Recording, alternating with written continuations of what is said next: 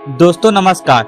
2024 के लोकसभा चुनाव के समापन होने के बाद जिस बात की सबसे ज्यादा चर्चा है वो है 2024 का विधानसभा उपचुनाव। 2024 के चुनाव में भारतीय जनता पार्टी और समाजवादी पार्टी के मौजूदा विधायकों ने लोकसभा का चुनाव लड़ा और काफी लोग चुनाव जीतकर अब सांसद बन चुके हैं।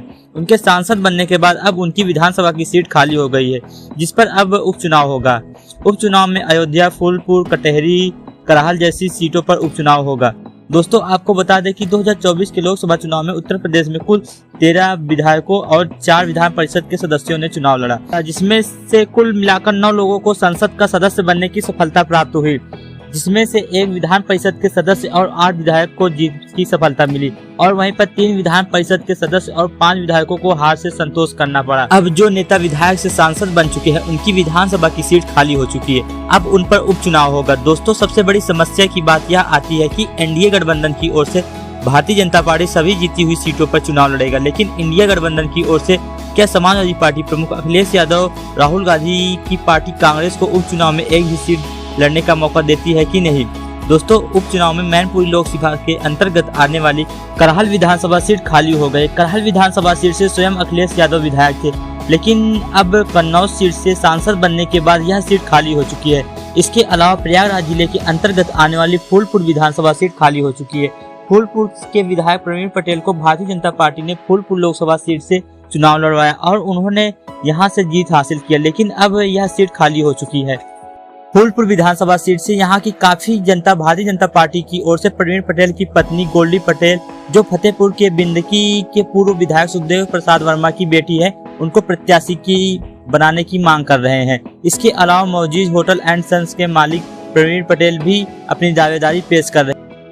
फूलपुर विधानसभा सीट से अब की बार समाजवादी पार्टी कुर्मी पटेल प्रत्याशी को अपना प्रत्याशी बना सकती है। हो सकता है समाजवादी पार्टी फूलपुर विधानसभा सीट से दूधनाथ पटेल को उम्मीदवार बना सकती है। दूधनाथ पटेल की बात करें तो वह समाजवादी पार्टी के प्रदेश सचिव और 4 बार के जिला पंचायत सदस्य रह चुके हैं। इसके साथ अयोध्या विधानसभा की सीट खाली हो चुकी है। फैजाबाद लोकसभा सीट से अवधेश प्रसाद वर्मा के सांसद बनने के बाद उनकी विधानसभा की सीट अब खाली हो चुकी है।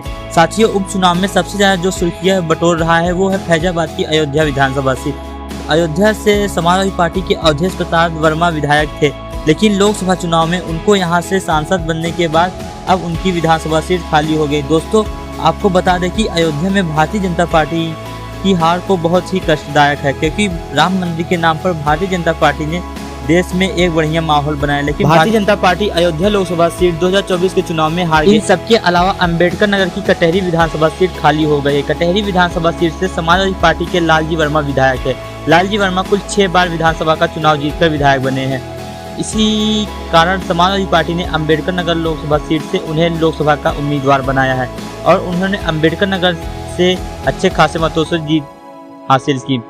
लालजी वर्मा काफी लोकप्रिय नेता है। उनकी गिनती कुर्मियों के प्रभावशाली नेताओं में की जाती है।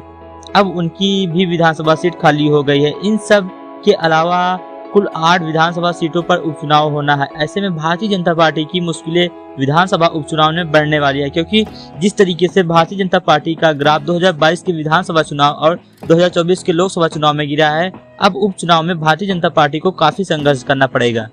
दोस्तों उत्तर प्रदेश में लोकसभा की 80 सीटें हैं। यहाँ पर समाजवादी पार्टी ने सबसे ज्यादा सीटों पर जीत हासिल की। समाजवादी पार्टी ने 37 लोकसभा सीटों पर अपनी जीत दर्ज की।